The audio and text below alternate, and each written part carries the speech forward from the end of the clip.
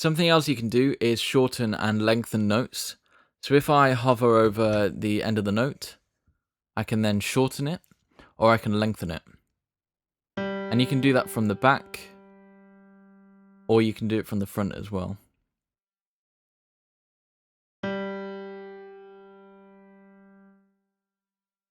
You can also delete notes. So if I click on a note and then press delete on my keyboard, it goes away.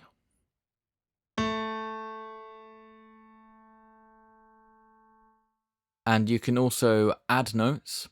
So to do that, you go up to the pencil tool up here and then just click anywhere on the grid.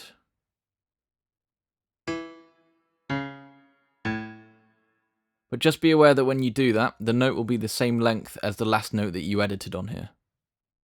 And you can also do all of what I've mentioned to multiple notes at any one time.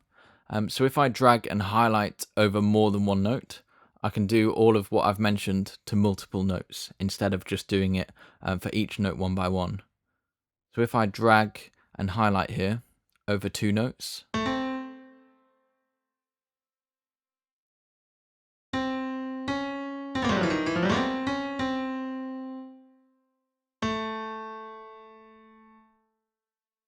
you can also do that just to grab single notes as well, if that makes it easier for you, as opposed to clicking on the MIDI note itself.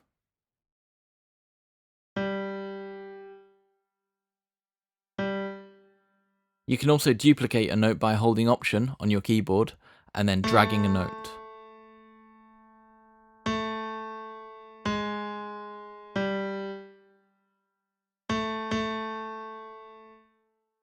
You can copy and paste notes left and right as well, I guess similar to the duplicate tool.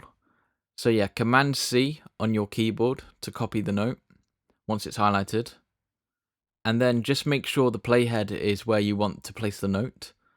Then do Command V on your keyboard to paste that note.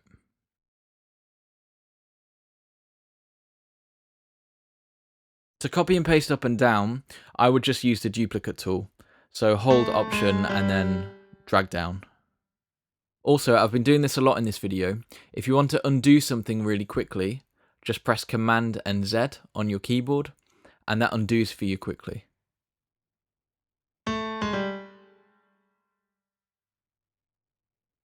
So yeah, a lot of quick points there and different ways that you can manipulate your MIDI notes. If possible, I still think it's really beneficial to get a good take initially when you play something in manually, because the better it is straight out of the gate, the less tweaking you'll have to do here in this window. And let's say you really mess up when you're doing your recording and you hit a load of wrong notes and the timing was all over the place. Yeah, technically you could fix it in this window, but sometimes it's just quicker and easier to play it in again. So just be aware of that. There's a couple more things I'll do videos on when it comes to editing MIDI. So I'll show you how to quantize notes and change the velocity of notes. But yeah, for now, hopefully this video gave you some good tools to have at your disposal when editing your tracks.